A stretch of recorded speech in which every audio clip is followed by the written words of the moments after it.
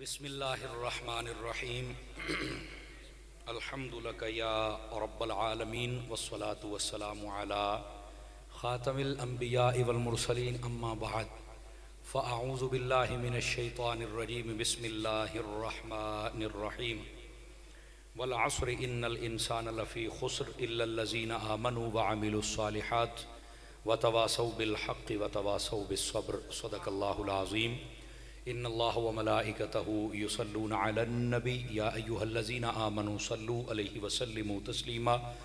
درود پاک سبھی حضرات محبت کے ساتھ پڑھ لیجئے۔ الصلاۃ والسلام علیک یا سیدی یا رسول اللہ وعلی آلک واصحابک یا سیدی یا حبیب اللہ۔ الصلاۃ والسلام علیک یا سیدی یا رحمۃ للعالمین وعلی آلک واصحابک یا سیدی یا خاتم النبیین۔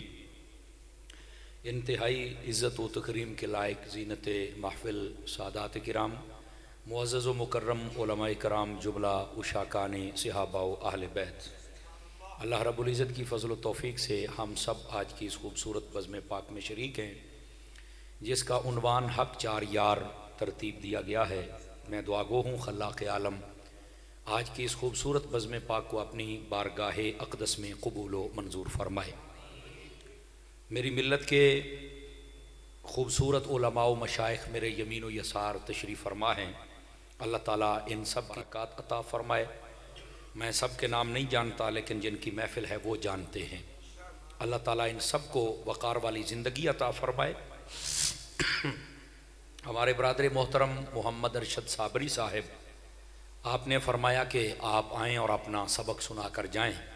اللہ کی توفیق سے یہ ٹائم طے پایا تھا اور میں حاضر خدمت ہوں، اور جو عنوان میرے ذمے ہے کوشش کروں گا اسی سے متعلق ضروری گزارشات آپ کی خدمت میں عرض کر سکوں۔ آپ توجہ رکھیے گا تاکہ بات کرنے اور سننے کا سکون مل سکے۔ محسوس نہیں فرمانا آپ نے بڑے بندے یا دائیں بیٹھے ہیں یا بائیں یا بالکل پیچھے، میرے سامنے بچے بیٹھے ہیں، تو میں تقریر جو کرنے آیا ہوں نا وہ بڑے بندوں سے سبق سنانے آیا ہوں۔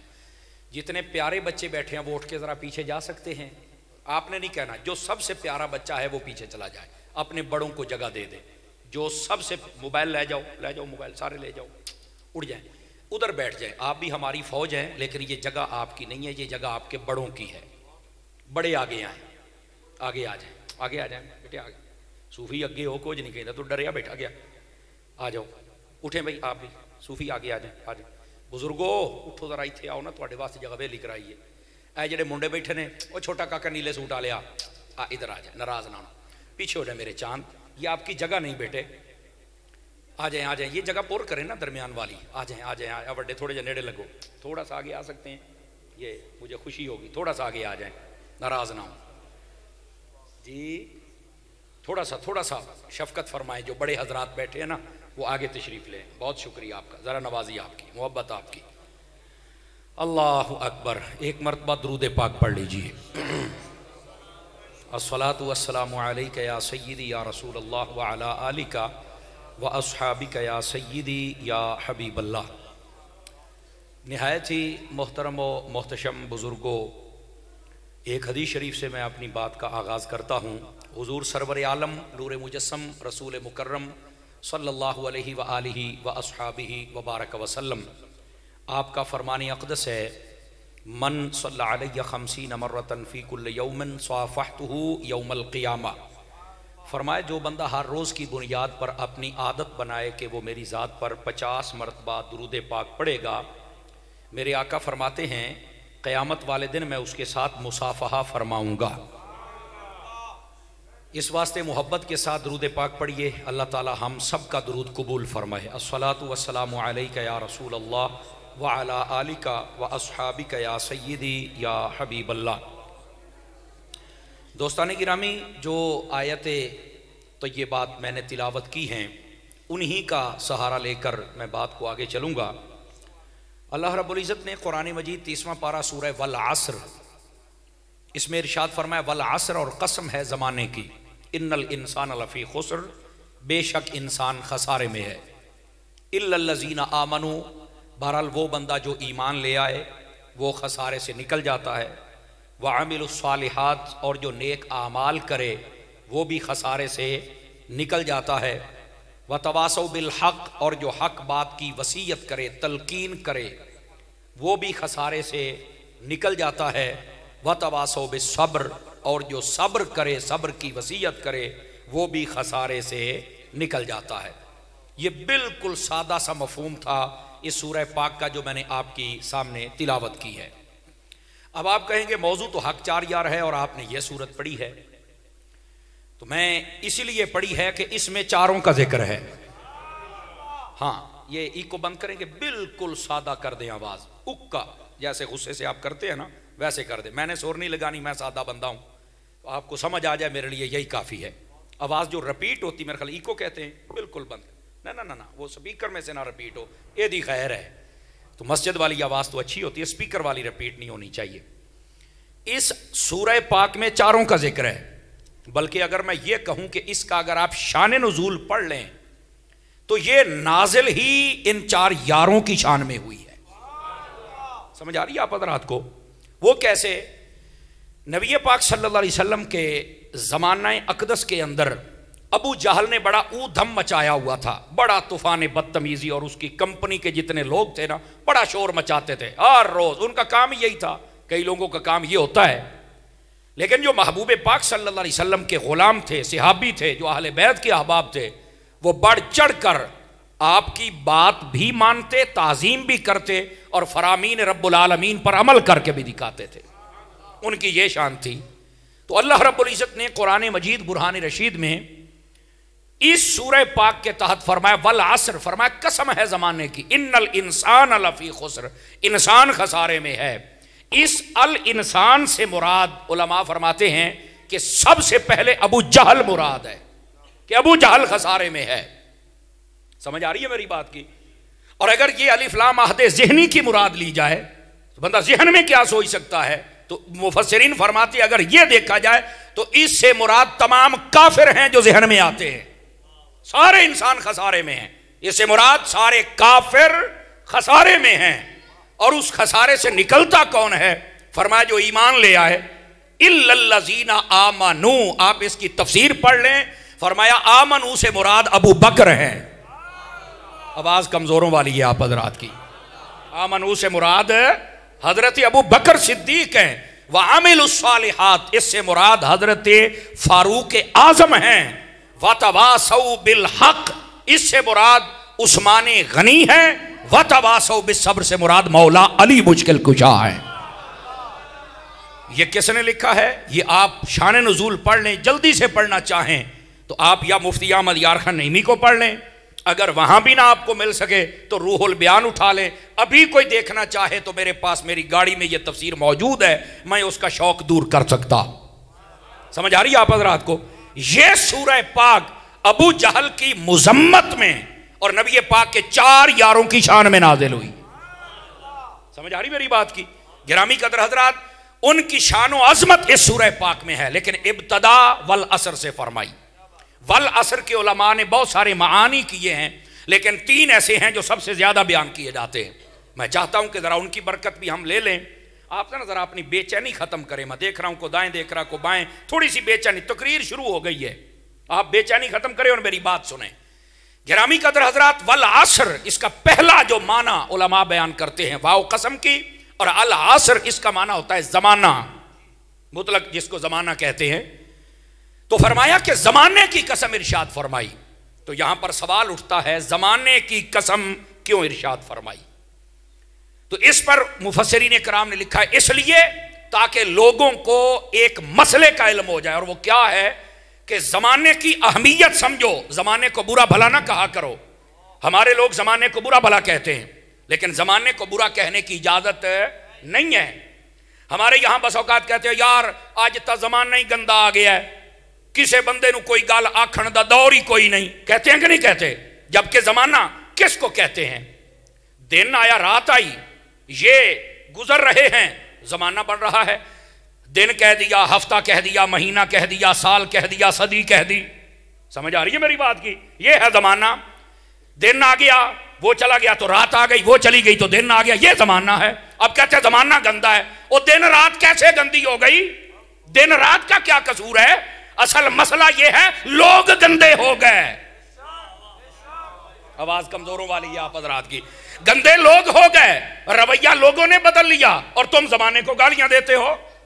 بلکہ حدیث شریف میں ہے اسی آیت کے تحت والعصر کے تحت علماء تفسیر نے لکھا, وہ کہتے ہیں لا تسبوا الدہر فإن اللہ هو الدہر. فرمایا لوگو زمانے کو گالیاں نہ دیا کرو. کیوں؟ فرمایا اللہ ہی تو زمانہ ہے. اس کا کیا مطلب ہے؟ علماء نے پھر اس کی تفسیر فرمائی فإن اللہ هو خالق الدہر. فرمایا زمانے کو پیدا کرنے والا تو اللہ ہے, اور زمانے کا قصور ہی کیا ہے کہ تم گالیاں دیتے ہو؟ رویت تم نے بدل لیے, اعمال تمہارے بگڑ گئے, عقائد تمہارے بگڑ گئے, چور ڈاکو لٹیرے تم بن گئے, گالیاں زمانے کو دیتے ہو. آواز کمزوروں والی ہے, سبحان اللہ کہہ سکتے ہیں آپ حضرات. آواز سمجھ آئی ہے؟ جو برا ہے اس کو کوئی کہتا نہیں زمانہ گندہ آ گیا ہے. زمانہ گندہ نہیں آیا, لوگوں کا ایک طبقہ ایسا ہے جو گندہ ہو گیا ہے, جس نے ماحول کو گندہ کر کے رکھ دیا ہے. اس واسطے لوگ زمانے کے پیچھے چل پڑتے ہیں. بلکہ یہاں تک کوئی بچہ زیادہ شرارت کرے نا, توجہ فرما رہے فرنٹ سیٹوں پر جتنے بیٹھے ہیں آپ حضرات, کوئی بچہ زیادہ شرارت کرے نا تو کہتے ہیں تو کیڑے بھیڑے بیڑے دا جمے ہوئے ہیں. حالانکہ او یارو جلے جمے ہیں اس ویڑے دا کی قصور ہے؟ خدا کے بندو غور کرو تم کیا کہہ رہے ہو. جب وہ پیدا ہوا ہے اس ویڑے دا قصور نہیں. سمجھ آئی نا؟ اس کا مطلب ہے اس کی شرارتیں دیکھ کر تمہیں وہ بھیڑا بیڑا کہنا یاد آ گیا, جبکہ ایسی بات نہیں ہے. تو والعصر کہہ کر زمانے کی قسم ارشاد فرمائی تاکہ لوگ زمانے کو برا بھلا نہ کہیں. اور یہ ہمارے دیہاتوں میں ہوتا ہے. یہ تو بھینس خریدنے چلے جائیں نا, گائے, اور ٹریکٹر خریدنے چلے جائیں یا موٹر سائیکل یا گاڑی, اور پھر ان کے مزاج کے مطابق نہ ہو تو یہ کہتے ہیں یار پتہ نہیں کیڑے بھیڑے بیڑے میں سودا کار بیٹھا, یار پتہ نہیں کیڑا گندا ٹائم آئی میں سودا کار بیٹھا. دسو بھی آدھے ہو کہ نہیں آدھے ہو؟ اے موبائلہ چو نکلو گے تھوڑا جیا تاکہ میری گال سنو سارے بیرا. میں ابھی بھی دیکھ رہا ہوں 2-3 بندے ابھی بھی تھوڑا سا موبائل کے بعد, ناراض نہ ہو میں دیکھ رہا ہوں, آپ نہ میری طرف دیکھیں یار, تھوڑا سا تقریر شروع ہو چکی ہے. اب کوئی سودا ہمارے مزاج کا نہیں ہے تو ہم وقت کا قصور نکالتے ہیں, یار وہ نہ ٹائم گندا سی چیز میں کر بیٹھا, جبکہ ٹائم کا تو مسئلہ ہی نہیں ہے. وہ تیری آنکھیں کوئی نہیں دیکھ لیندا, تو دیکھنا تو تجھے چاہیے تھا, دیکھا آپ نے, جلدی میں سب کچھ کر بیٹھا, بعد میں زمانے کو برا کہتا ہے, جبکہ زمانے کو برا کہنے سے روکا گیا ہے, اس لیے زمانے کی قسم اٹھائی گئی. اب بات سمجھ آئیے آپ سبھی حضرات کو کہ زمانے کی کیوں قسم اٹھائی؟ تاکہ لوگوں کے پاس یہ پیغام پہنچے کہ زمانے کی اہمیت ہے, اس کو برا نہیں کہنا, اپنے اعمال و افعال و اقوال ان کو ہم نے درست کرنا ہے, سارا زمانہ ہمارے لیے ٹھیک ہو جائے گا.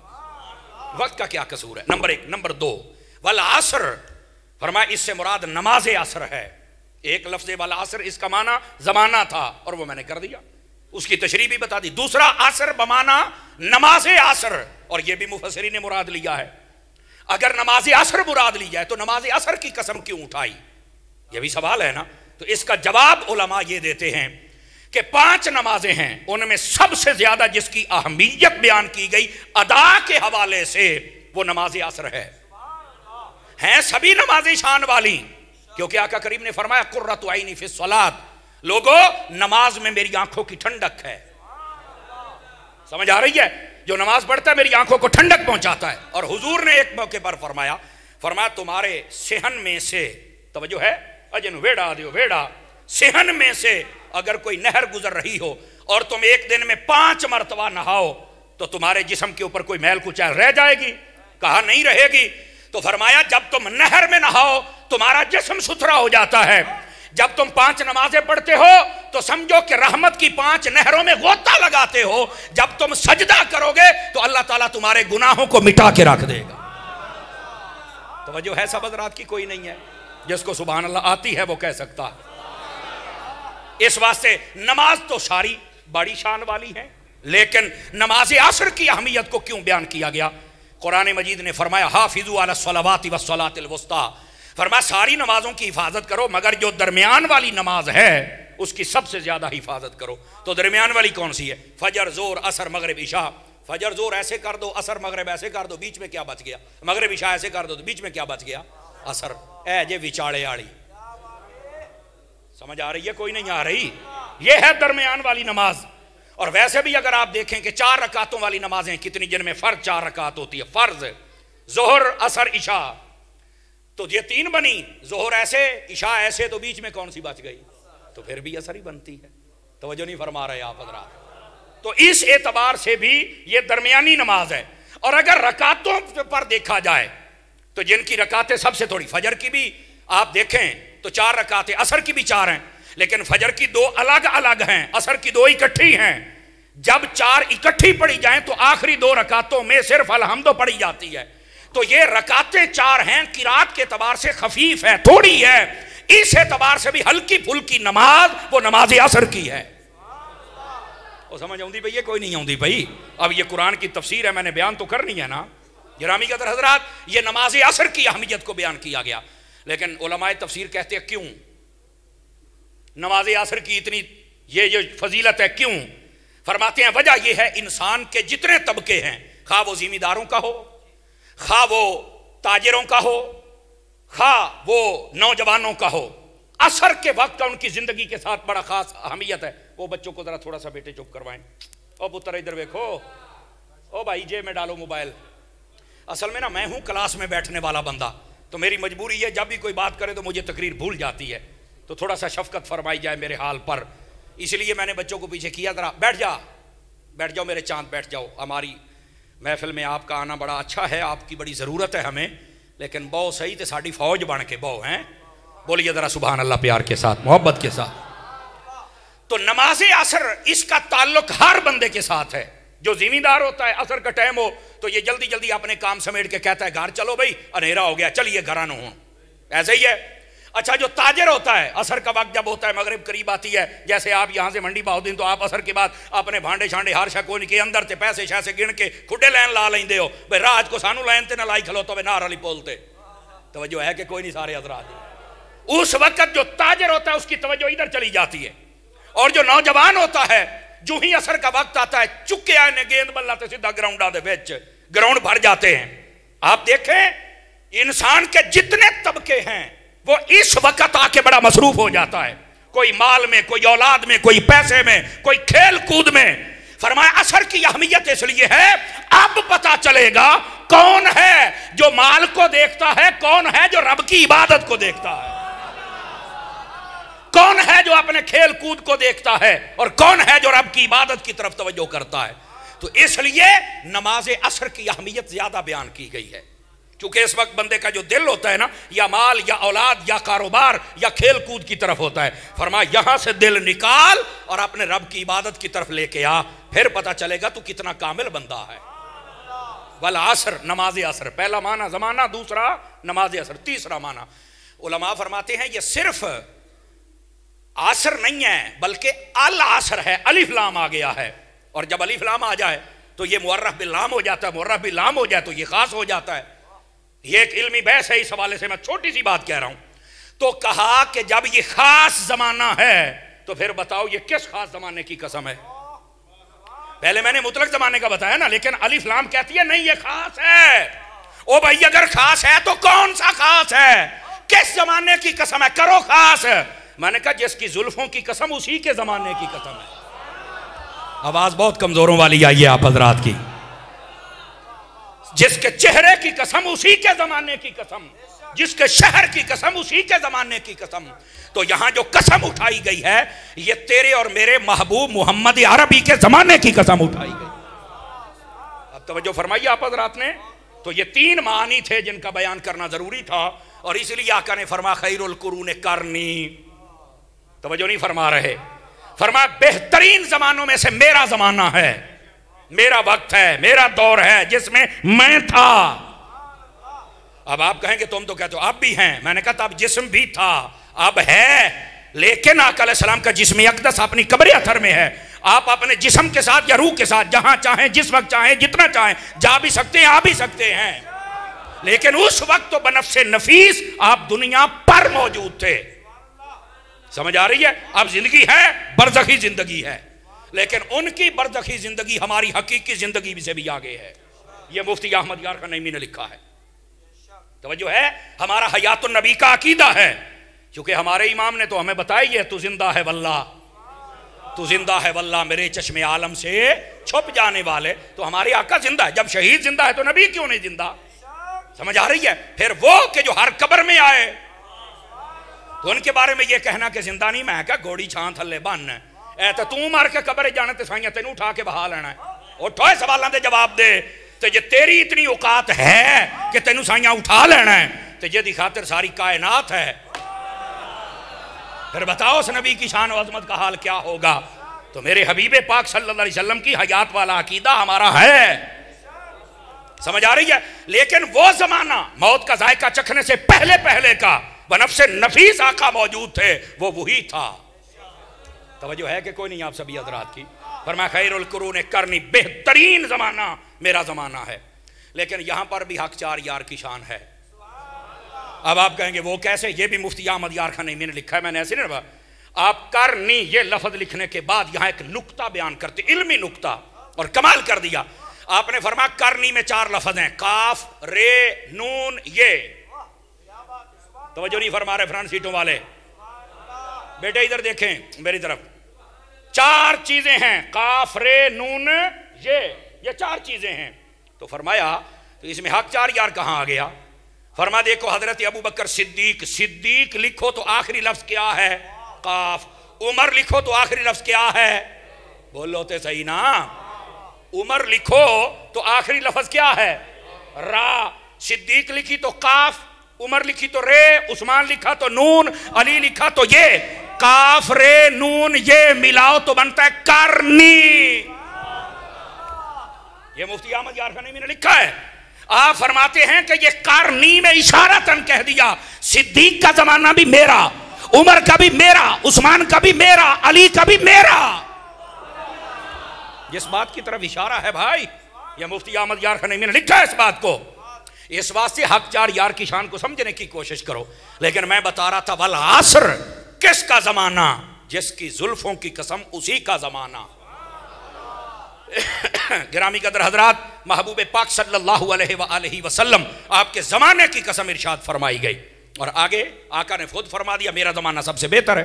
اور اس کے بعد آقا کریم صلی اللہ علیہ وسلم آپ کے جو غلام تھے ان کا زمانہ، اور یہ روح البیان میں آپ کو بتا چکا، آمنوا وعملوا الصالحات وتواصوا بالحق وتواصوا بالصبر، چاروں یاروں کی شان کو بیان کیا گیا ہے۔ لیکن جب میرے حبیب صلی اللہ علیہ وسلم نے بیان کیا تو آپ نے کمال کر دیا۔ کتاب کا نام ہے کتاب الفضائل، لکھنے والے کا نام ہے امام احمد بن حنبل۔ توجہ نہیں فرما رہے آپ حضرات؟ سمجھ آ رہی؟ آپ کی یہ اس کتاب کا نام فضائل الصحابہ بھی ہے، سمجھ آ رہی ہے؟ اس نام سے بھی یہ چھپ چکی ہے، اور عربی کے اندر بھی ہے، اردو میں بھی ہے۔ آپ اس کو اٹھا کے پڑھ سکتے ہیں۔ حضرت ابو ہریرہ رضی اللہ تعالی عنہ آپ نے اس حدیث کو روایت کرتے، کہتے ہیں قال رسول اللہ صلی اللہ علیہ وسلم، میرے حبیب پاک صلی اللہ علیہ وآلہ وسلم نے ارشاد فرمایا لا یجمع حب ہؤلاء الاربعۃ الا قلب مؤمن۔ فرمایا یہ جو میرے 4 غلام ہیں ان کی محبت صرف مومن کے دل میں آ سکتی ہے، کسی اور دل میں نہیں آ سکتی ہے۔ اور نام بھی بتایا، ابو بکر و عمر و عثمان و علی۔ فرمایا ایک کا نام ابو بکر ہے، دوسرے کا نام عمر ہے، تیسرے کا نام اور بولو تے صحیح، اور چوتھے کا نام علی ہے۔ فرمایا یہ وہ 4 ہیں جن کی محبت مومن کے دل میں آ سکتی ہے، کسی اور دل میں آ سکتی۔ یہ آقا کریم صلی اللہ علیہ وسلم نے فرمایا۔ آپ ایسے نہیں بیٹھے 4 یاروں کے لیے، بلکہ آقا کریم صلی اللہ علیہ وسلم کے یاروں کی ذرا شان سنیے۔ یہ امام کسائی نے بھی اس بات کو لکھا ہے، قصص الانبیاء پڑھیے، اس کے اندر بھی یہ بات موجود ہے۔ بڑے بڑے علماء تفسیر اہل سیر انہوں نے لکھا، کہتے ہیں حضرت نوح علیہ السلام نے جب اپنی کشتی تیار فرمائی نا تو وہ اوپر والے پھٹے لگا کے قریب تھا کہ تیار ہو گئی۔ آپ جب اس کو تیار کر کے رکھتے، رات کے وقت رکھتے، جب صبح آ کے دیکھتے تو نیچے سے اس کو گھن لگ جاتا تھا۔ ایک دن سیٹ کیا، دوسرے دن، تیسرے دن پھٹے ہٹاتے لگاتے یہ کام رکتا ہی نہیں۔ حضرت نوح علیہ السلام نے کہا باری تعالیٰ کشتی میں نے بنائی ہے، اب یہ مراحل کے تکمیل پہ پہنچنے والی ہے، مراحل تکمیل میں، لیکن اس کو گھن لگ جاتا ہے، کیسے بچاؤں؟ تو اللہ رب العزت نے پتا کیا فرمایا تھا؟ اللہ نے فرمایا اکتب علیہا، فرمایا اس کے اوپر لکھ۔ کیا؟ فرمایا میری مخلوق کے بزرگوں کا نام لکھ۔ تو پوچھا گیا تیری مخلوق کے بزرگ کون ہیں؟ فرمایا ان کے اوپر ابو بکر عمر عثمان علی کا نام لکھ دے، یہ میری مخلوق کے بزرگ ترین لوگ ہیں۔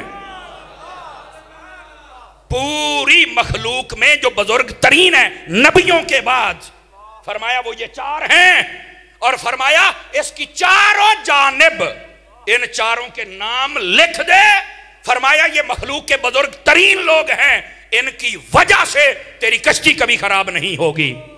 تو پھر مجھے کہنے دو، جہاں یہ چار نام آ جائیں وہاں خرابی دور ہو جاتی ہے۔ توجہ نہیں فرمائی آپ حضرات نے؟ وہاں سے خرابی دور ہو جاتی ہے۔ اور میں اگر یوں کہوں، میں حضرات علماء جتنے بیٹھے ہیں سب کی توجہ چاہ لیتا ہوں، وہاں لگتا کیا تھا؟ کہتے ہیں کیڑا ختم کیسے ہوا؟ چار یاروں کے نام سے۔ تو میں کہا جنہاں ہوئے نا کیڑا۔ توجہ نہیں فرما رہے آپ، توجہ نہیں فرما رہے۔ اچھا جس کو سمجھ آئیے وہ بولے، جس کو سمجھ آئیے بولے نا ذرا میں نے کیا کہا۔ میں نے کہا جن کو کیڑا ہو نا، کیڑا تفضیلیت کا، رافضیت کا، خارجیت کا، ناسبیت کا، وہ ان چار یاروں کا نام آ جائے تو کیڑا بھی مر جاتا ہے۔ سمجھ آئیے؟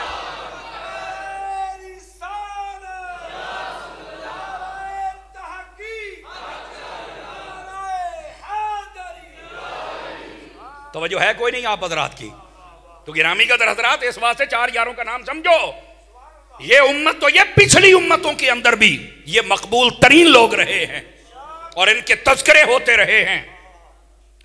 آپ تذکرے پڑھ کے دیکھیں حضرت ابو بکر و عمر کے، حضرت عثمان و علی کے، آپ پڑھ کے دیکھیں کبھی۔ کئی یہودی آپ کے پاس آتے تھے اور آ کے کہتے تھے ہم نے نبی کو تو نہیں دیکھا، تم ہو ان کے خلفاء؟ کہاں بالکل۔ تو کوئی کہتا تھا کہ ذرا پیٹ سے کپڑا ہٹائی، حضرت ابو بکر ڈیڑھ تو کپڑا ہٹاؤ۔ تو آپ نے فرمایا میں کیوں ہٹاواں؟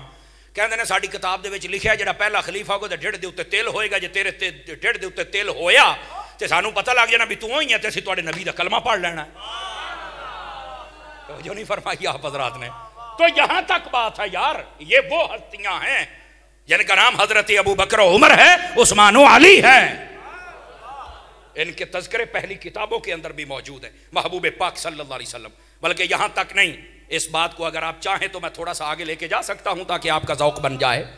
چار یاروں کی شان آپ سننے کے لیے بیٹھے ہیں۔ محبوب پاک صلی اللہ علیہ وسلم کے پیارے دیوانوں، نبی پاک صلی اللہ علیہ وسلم فرماتے ہیں معراج کی رات جب میں جنت میں گیا تو آپ فرماتے ہیں جنت کے ہر درخت کے جنت میں جتنے درخت ہیں ان کے اوپر ہر پتے پر میں نے دیکھا ایک طرف خدا کا نام، دوسری طرف مصطفیٰ کا نام لکھا ہوا تھا۔ لیکن آپ فرماتے چلتے چلتے ایک درخت ایسا بھی تھا، جنت میں ایک درخت ایسا بھی تھا، فی الجنت شجرۃ ما علیہا الا ورقۃ، فرمایا جنت میں ایک درخت تھا، کوئی اس کا پتا ایسا نہیں تھا، مکتوب علیہا لا الہ الا اللہ محمد رسول اللہ، اس کے اوپر لکھا ہوا تھا کہ اللہ کے علاوہ کوئی معبود نہیں، محمد اللہ کے رسول ہیں، وَأَبُو بَكْرٍ الصِّدِّيقِ وَعُمَرُ الْفَارُوقِ وَعُثْمَانَ ذِي النُّورَيْنِ وَعَلِيٌّ الْمُرْتَضَىٰ۔ فرمایا جنت کے اندر ایک درخت ایسا بھی ہے جس کے ہر پتے کے اوپر کلمہ بھی لکھا ہوا ہے، میرے اور تیرے نبی کے چاروں یاروں کے نام بھی لکھے ہوئے۔ توجہ ہے کہ کوئی نہیں آپ حضرات کی؟ یہ روایت کہاں ہے؟ موجم کبیر میں ہے، اور وہاں پر پتہ کس نے بیان فرمائی ہے؟ عن مجاہد عن ابن عباس۔ اور یہ علماء سے پوچھو جب عن مجاہد اور عن عباس آئے اس کا مطلب کیا ہوتا ہے؟ نہیں توجہ فرما رہے یار، او بولو تے صحیح ہو صابری، میرے الویخ ہو صابری، توجہ کر، توجہ ہے کوئی نہیں آپ حضرات کی؟ گرامی قدر حضرات، ان باتوں کو سمجھنے کی کوشش کیجئے۔ محبوب پاک صلی اللہ علیہ وسلم کے غلاموں کو تم نے عام سمجھا ہوا ہے، چار یاروں کا نام آئے تو کئیوں کے پیٹ میں درد اٹھ کھڑا ہوتا ہے، اور آپ نے آپ کو کہتے ہیں ہم پیر ہوتے ہیں۔ میں نے کہا تم خنزیر ہوتے ہو، تمہارے جیسے پیر ہوتے ہیں سورو۔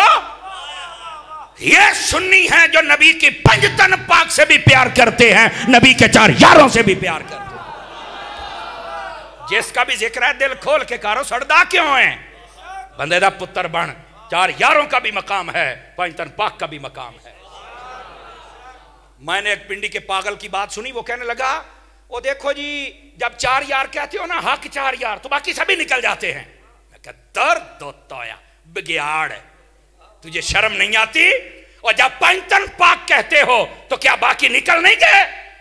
وہ کہتا نہیں، اصل گالے بے وہ جدو اے پنجاں دی شان زیادہ ہے، میں کہ تیری نسل مکے چوہاں دی بھی شان ہی زیادہ ہے۔ پنجاں باری تینوں توجیہ و تعویل آ جاندی ہے، لیکن چوہاں باری کیوں نہیں آندی؟ زندہ بندہ بولے نا سبحان اللہ، کمال والی بات ہے یار۔ پنجاں باری تینوں طویل آندیاں نے تے چوہاں باری کوئی نہیں آندیاں۔ او بیٹھے ہو ذرا تکڑے ہو کے بیٹھے، اس بات کو سمجھنے کی کوشش کرو۔ سنی وہ ہوتا ہے پانچوں کی بات آئے تب بھی مچل جاتا ہے، چوہاں دی گال آوے تب بھی مچل جاتا ہے۔ یہ کیا بات ہوئی؟ لیکن نبی پاک صلی اللہ علیہ وسلم کے چار یاروں کے ساتھ دشمنی نہ کرو۔ کیوں؟ اس لیے اب آئیے ذرا اگلی حدیث بھی آپ کو سناؤں۔ آقا کریم صلی اللہ علیہ وسلم نے ارشاد فرمایا، کنز المال کے اندر علی المتقی الہندی رحمت اللہ علیہ آپ نے فرمایا، توجہ ہے سنا دوں حدیث آپ کو۔ آپ نے فرمایا ان اللہ اختارنی، فرما اللہ نے سب سے پہلے میرا انتخاب فرمایا، مجھے چنا، مجھے پسند کیا۔ واختار علی اصحابی، فرمایا پھر میرے لیے میرے صحابہ کو چنا۔ تو میں یہاں پر لگے ہاتھوں ایک بات بتا دوں، شاید آپ کو یہ بات دل میں بیٹھ جائے اور مزہ آ جائے۔ جو نبی کے صحابیوں پر اعتراض کرتا ہے نا، وہ اللہ کی پسند پر اعتراض کرتا ہے، کیونکہ صحابیوں کو اللہ نے چنا اور چن کر مصطفیٰ کو عطا فرما دیا۔ میں آپ کے سامنے سیبوں کی ریڑھی کھڑی کر دیتا ہوں بھی چگو بھائی، ہیں تے تسی سارے مڑ چھوٹے چھوٹے چگو گے نا، کانے کانے گلے گلے، ہاں جی وہ بولو تو صحیح ہو، تسی تو کئی چوپ ہو گئے ہو، چھوٹے چھوٹے چگو گے نا کانے کانے۔ اچھا سون ایو میں کہنا کو منہ ہوتا بولو، تسی تو کئی بیٹھے ہو چوپ ہو گئے، پتہ نہیں کی ہو گیا تو انہوں موٹے موٹے تے سونے سونے۔ میں نے کہا سننا خدا تجھے عقل دے، جے تو چگے تے وہ ساریاں تو چگے ہون تے جنہاں نو رب چگے ہو صحابی کنے چنگے ہون گے؟ ذرا بتاؤ تو صحیح نا، تمہیں کوئی نہیں پتا نبی کے صحابیوں کا مقام کیا ہے؟ اور صرف یہاں تک بات نہیں ہے، اللہ نے مجھے چنا، میرے لیے میرے صحابہ کو چنا۔ اور اگلی بات بھی سننا، پھر بندہ کسی کو کہے کہ آ جڑے چگے ہوئے نا چگے ہوئے انہاں دے وچوں پھر ویکھ کے ٹیٹ ٹیٹ چگ کے دے، تو پھر تو وہ بڑی چھان بین کے ساتھ دیکھے گا نا بھی ہن چگیاں چکیڑا چگا۔ یہ انتخاب مشکل ہوتا ہے۔ فرمایا وختار علی منہم اربعان، فرمایا یہ جو چنے ہوئے تھے میرے رب نے پھر نگاہ فرمائی اور چار چن کے مجھے عطا فرما دی۔ ایک کا نام ابو بکر ہے، دوسرے کا نام عمر ہے، تیسرے کا نام عثمان ہے، چوتھے کا نام علی ہے۔ ان کو سمجھ آئی کوئی نہیں آئی آپ حضرات کو؟ تو فرمایا چنے، اور چنے ہوں میں سے پھر چار چنے۔ میں کہا 10 ہوئے حق چار یار دا ذکر آیا کہ کوئی نہیں آیا؟ اور یہاں کہتا ہے نہیں ہمیں ملا ہی نہیں۔